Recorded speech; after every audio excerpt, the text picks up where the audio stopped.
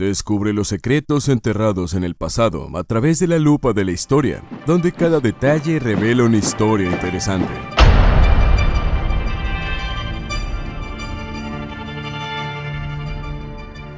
La carrera delictiva de Pablo Escobar, 1949 a 1993, empezó por el robo de vehículos, algún asesinato por encargo y el contrabando de marihuana a Estados Unidos, hasta que a finales de los 70 descubrió la cocaína.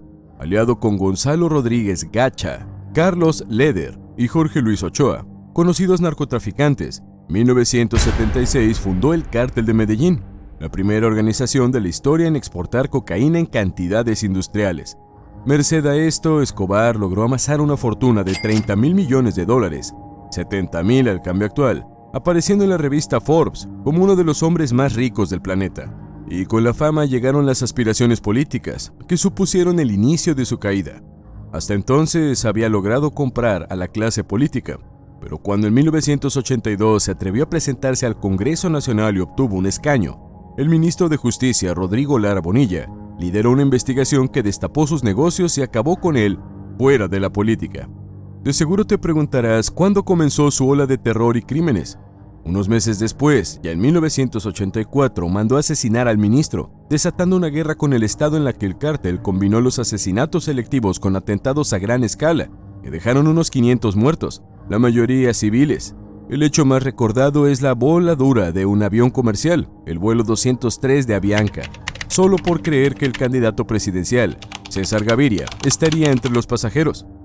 Lo que más temían Escobar y sus colaboradores era la extradición a Estados Unidos. Por eso, cuando el gobierno se avino a no extraditarlos, se entregaron en bloque a las autoridades.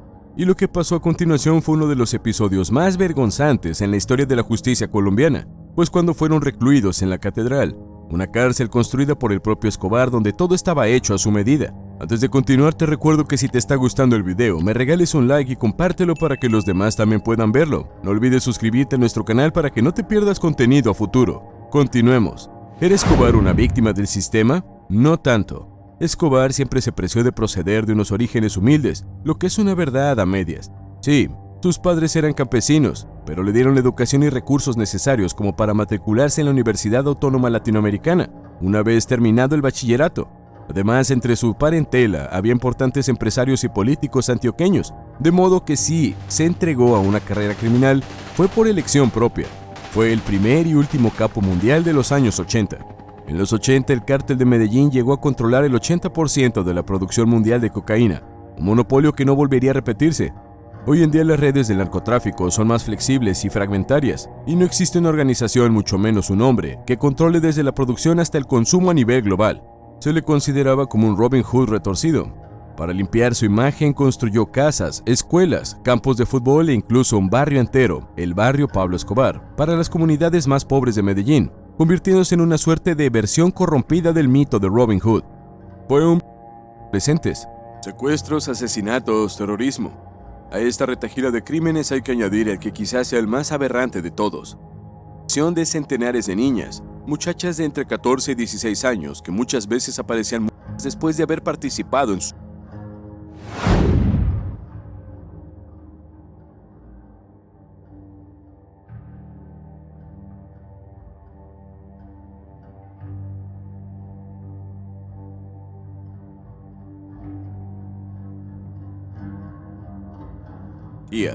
Su carrera delictiva. En la década de 1970 se convirtió en una pieza clave del tráfico internacional de cocaína, asociado con Gonzalo Rodríguez Gacha, Carlos Leder, Jorge Luis Ochoa y sus hermanos Fabio y Juan David.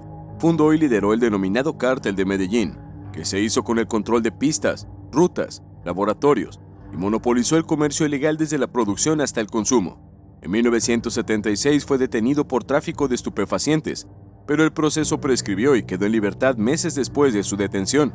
No obstante, el proceso fue reabierto por la jueza Mariela Espinosa, quien también desistió de la investigación por amenazas contra su vida. Espinosa fue asesinada en 1989 por orden de Escobar. Posteriormente llegaría a ser catalogado como el séptimo hombre más rico del mundo, según la revista Forbes, cosa que su hijo negaría años después. Fue dueño de una exótica y extensa hacienda llamada Hacienda Nápoles, que se convirtió en su centro de operaciones. Pablo Escobar estaba entre los multimillonarios del mundo por su inmensa fortuna invertida en edificios, viviendas, automóviles y haciendas. En la hacienda Nápoles reunió más de 200 especies de animales exóticos para la región, como hipopótamos, jirafas, elefantes, cebras y avestruces, todos introducidos en el país como fruto del soborno a las autoridades aduaneras, lo que no impidió la difusión televisiva del inmueble en un reportaje propagandístico. Era aficionado a los automóviles lujosos, y después del atentado perpetrado por sus enemigos del Cártel de Cali, se encontraron más de 40 autos deportivos en el aparcamiento del edificio Mónaco en Medellín, donde vivía parte de su familia. Es difícil calcular la totalidad de sus bienes raíces como edificios, oficinas, fincas, locales comerciales y casas, pero algunos datos hablan de más de 500 predios de su propiedad. También poseía helicópteros, motocicletas, lanchas y varias avionetas para transportar la droga a través de varias regiones del país. Dato curioso: de acuerdo con documentos de la DEA, el Cártel de Medellín fundó en 1981 el grupo Muerte a Secuestradores, MAS, como respuesta a los secuestros, secuestro de Marta Nieves Ochoa, intento de secuestro de Carlos Leder, y a las acciones guerrilleras en su contra. Este grupo está relacionado también, tras la muerte de Pablo Escobar, con Carlos Castaño y su hermano Fidel, conocidos comandantes paramilitares, su incursión en la política y cómo fue el comienzo de su fin. A finales de los años 1970 o principios de la década siguiente, comprendió que debía crear una pantalla a fin de proteger su lucrativo comercio de drogas. Comenzó a cultivar una imagen de hombre respetable, a contactarse con políticos, financieros, abogados, etc., sin saberse con certeza de sus verdaderas intenciones. Pablo Escobar construyó muchas obras benéficas para los pobres, entre ellas 60 campos de fútbol, o un barrio entero llamado Medellín sin tugurios, también llamado Barrio Pablo Escobar. Impuso la ley de plata o plomo, por la que muchos miembros del gobierno, policía y militares colombianos o aceptaban la plata, dinero, o les caía una lluvia de plomo. Eran asesinados a balazos.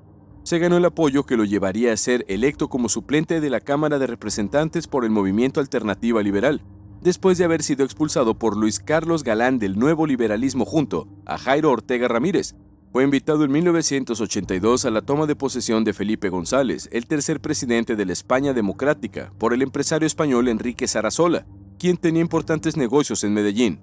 De esta forma, en su mejor momento logró acumular gran influencia en múltiples estamentos civiles, económicos, religiosos y sociales de Medellín, de Antioquía y del país. Pero su pantalla empezó a derrumbarse en 1983, cuando el ministro de Justicia, Rodrigo Lara Bonilla, lideró igualmente una investigación contra Escobar al comprobarse la presencia de dinero de dudosa procedencia en la política y en los equipos de fútbol nacionales, acusándolo públicamente de ser uno de los fundadores del grupo paramilitar MAS. El FBI en 1990 elaboró un informe según el cual Escobar había financiado campañas políticas en las elecciones legislativas de 1990. La guerra del narcotráfico. Las investigaciones de Rodrigo Lara Bonilla, junto con el coronel de la policía Jaime Ramírez Gómez, prueban la vinculación de Escobar en el narcotráfico cuando el capo le había dado al ministro un ultimátum de demostrar sus acusaciones, o en su defecto, lo acusaría de calumnia y difamación. El periódico El Espectador publicó una serie de notas editoriales escritas por su director, Guillermo Cano Izaza, que revelaban lo que realmente se ocultaba detrás de Pablo Escobar. El Congreso, que en un principio mostró una actitud vacilante, suprimió su inmunidad parlamentaria, y se abrió el camino para que las autoridades empezaran a perseguirlo. Y esto ha sido todo por hoy. No olvides suscribirte a nuestro canal para que no te pierdas contenido futuro. También no dudes en compartirlo y dejar tus comentarios. Queremos saber tu opinión.